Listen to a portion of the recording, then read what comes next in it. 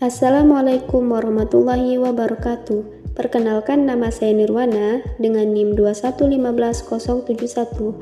Saya dari kelas 4C BKPI. Video kali ini dibuat untuk memenuhi tugas mata kuliah modifikasi perilaku dengan dosen pengampu Ibu Puri Handayani. Selamat menonton.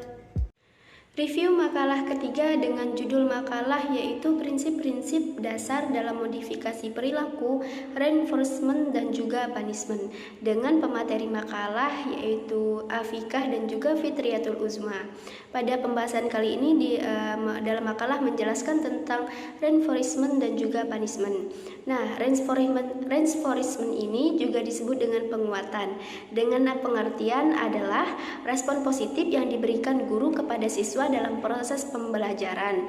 Nah, dengan adanya respon positif ini dengan tujuan untuk memberikan informasi ataupun umpan balik feedback, memantapkan dan meneguhkan hal-hal tertentu yang dianggap baik sebagai suatu tindakan dorongan maupun koreksi sehingga siswa dapat mempertahankan atau meningkatkan perilaku tersebut. Penguatan atau reinforcement ini bertujuan untuk memberikan sebuah respon sehingga perilaku dari pelaku tersebut bisa ditingkatkan atau untuk menguatkan perilaku baik pada siswa tersebut. Nah, secara umum penguatan atau reinforcement ini dibagi menjadi dua. Yang pertama itu reinforcement positif atau penguatan positif dan juga reinforcement negatif atau penguatan negatif. Nah, reinforcement positif atau penguatan positif ini merupakan penguatan yang berdasarkan prinsip bahwa respon meningkat karena diikuti dengan stimulus yang mendukung. Nah, misalnya respon itu akan meningkat karena adanya stimulus yang mendukung. Misalnya saja seseorang siswa yang telah berhasil menjawab pertanyaan atau apapun, maka adanya respon dari seorang guru dengan memberikan sebuah hal-hal misalnya seperti tepuk tangan ataupun memberikan hadiah berupa permen, kado dan lain-lain. Tidak hanya dengan bentuk begitu, dengan senyuman juga akan memberikan respon sehingga dapat meningkatkan stimulus dalam perilaku tersebut. Terus ada yang kedua itu reinforcement negatif atau penguatan negatif. Nah, reinforcement negatif ini adalah reinforcement atau penguatan berdasarkan prinsip respon meningkat karena diikuti dengan penghilangan stimulus yang merugikan. Nah, bentuk-bentuk reinforcement ini negatif ini misalnya menunda atau tidak memberi penghargaan, memberikan tugas tambahan atau menunjukkan perilaku tidak senang, misalnya seperti menggeleng, kening berkerut, muka kecewa dan lain-lain. Pada reinforcement negatif ini dia memberikan sebuah respon untuk menghilangkan perilaku yang tidak baik. Misalnya saja tadi itu misalnya menggelengkan kepala sehingga dapat mengurangi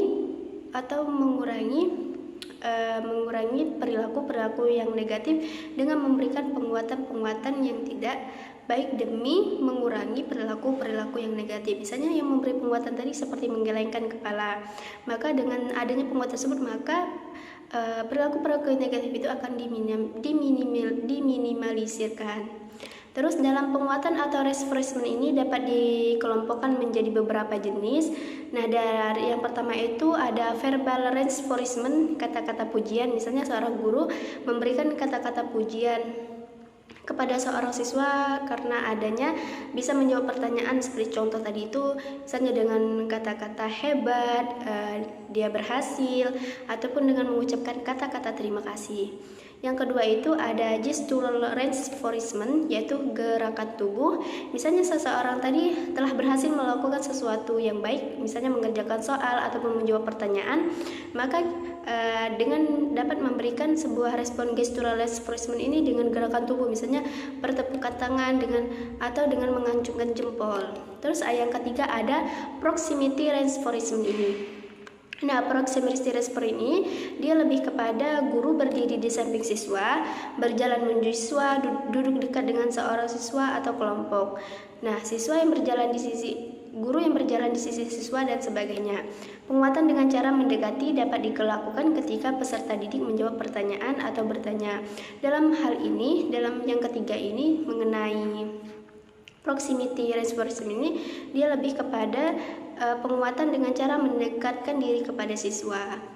Terus yang keempat ada contact reinforcement. Nah, contact reinforcement ini merupakan penguatan yang dilakukan guru melalui kontak terhadap siswa. Misalnya seperti dengan cara berjabat tangan, menepuk bahu, mengangkat tangan. Nah, peserta didik ketika menangkan lomba dan semuanya ditujukan untuk penghargaan penampilan, tingkah laku atau kerja siswa. Yang kelima ada activity reinforcement.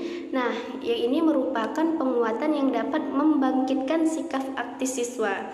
Daripada penguatan activity reinforcement ini dapat membangkitkan sikap aktifnya siswa, misalnya memberikan bahan pembelajaran, memimpin permainan dalam pembelajaran, membantu siswa dalam menggunakan media pembelajaran. Dengan adanya bantuan tersebut dapat mendorong untuk siswa aktif dalam pembelajaran. Terus yang terakhir ada token reinforcement. Nah, token reinforcement ini merupakan penguatan yang dilakukan oleh guru dalam memberikan penghargaan kepada siswa atas hasil atau aktivitas belajarnya. Nah, siswa yang sesuai dengan apa yang diharapkan, misalnya saja dengan memberikan hadiah.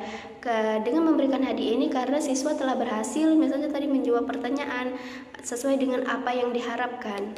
Ataupun bisa memberikan bintang komentar tertulis pada buku pelajaran, misalnya kayak hebat ataupun hal-hal yang lainnya.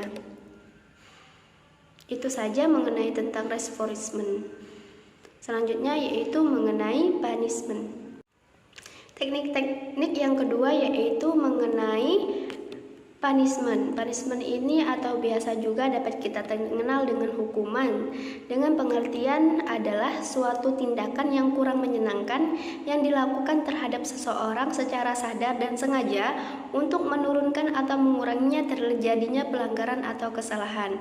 Nah, hukuman ini biasanya misalnya saja kita ambil contoh bahwasanya ada siswa yang terlambat, maka akan diberikan hukuman misalnya kayak untuk membersihkan segala ruangan yang ada di sekolah. Dengan adanya hukuman ini dikarenakan siswa telah melanggar aturan, maka dengan ada hukuman ini bertujuan untuk mengurangi siswa untuk mengulangi kembali dalam hal terdatang terlambat tersebut.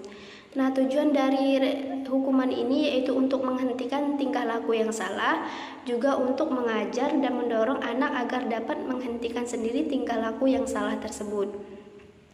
Berdasarkan efek yang diberikan, hukuman atau punishment ini dibagi dalam 3 bentuk. Yang pertama itu punishment badan. Nah, punishment badan ini hukuman yang dikenakan terhadap badan. Hukuman yang diberikan lebih kepada badan. Misalnya saja hukumannya ini seperti push up, seperti sit up, dia lebih kepada badan, yang mana efeknya itu akan membekas berupa rasa sakit di badan atau fisik yang diberi hukuman. Misalnya saja dengan mencubit ataupun menampar, tapi dalam kondisi yang masih wajar-wajar saja. Yang kedua yaitu punishment perasaan. Punishment perasaan ini dia lebih kepada omongan dengan memberikan sebuah kata-kata yang dapat memungkinkan seorang siswa untuk menghentikan perilaku-perilaku yang melanggar tadi. Misalnya saja dengan memberikan pelanggaran dengan membicarakan atau mempermalukan siswa dan memakinya. Hukuman ini tidak mencederai fisik atau seseorang, namun lebih kepada efek emosi dalam hati seseorang. Nah, karena adanya kata-kata yang dilontarkan tidak baik itu, maka dia akan merasa efeknya ke dalam hati dan emosi siswa. Misalnya saja dengan kata-kata mempermalukan tadi dia akan malu, maka dalam hatinya maka dia akan tidak mau lagi mengulangi kesalahan-kesalahan tersebut. Nah, yang terakhir itu ada punishment intelektual. Punishment intelektual ini yaitu hukuman yang diberikan berupa kegiatan tertentu sebagai punishment dengan pertimbangan kegiatan tersebut dapat memberikan hal yang positif kepada siswa. Misalnya saja hukum yang diberikan ini adalah mengerjakan tugas. Karena siswa tadi terlambat ataupun tidak masuk kelas, bisa kita kasih hukuman dengan mengerjakan tugas yang lebih kepada intelektual. Karena hal itu, makanya dengan adanya memberikan tugas yang menumpuk ataupun yang diberikan tugas secara individu karena dia telah melanggar, tidak sama dengan teman-teman lain, dengan kurang lebihnya dia akan sadar bahwasanya dia tidak mau mengulangi hal-hal seperti ini. Baik, itu saja penyampaian materi mengenai reinforcement dan punishment, rangkuman dari saya dari makalah-makalah pemateri yang telah saya rangkum. Kurang lebihnya saya mohon maaf apabila ada kesalahan kata. Semoga hal ini bermanfaat kepada kita. Dan juga untuk review makalah dari Afikah dan Fitriyatul Uzma, makalahnya disusun sudah baik dengan steps ataupun step sub-sub materi sesuai dengan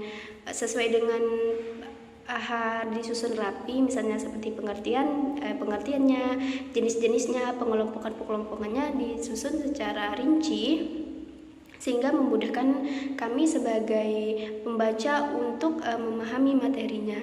Baik, sekiranya itu saja yang dapat saya sampaikan, kurang lebihnya saya mohon maaf. Itulah sedikit review dari saya mengenai makalah materi ketiga.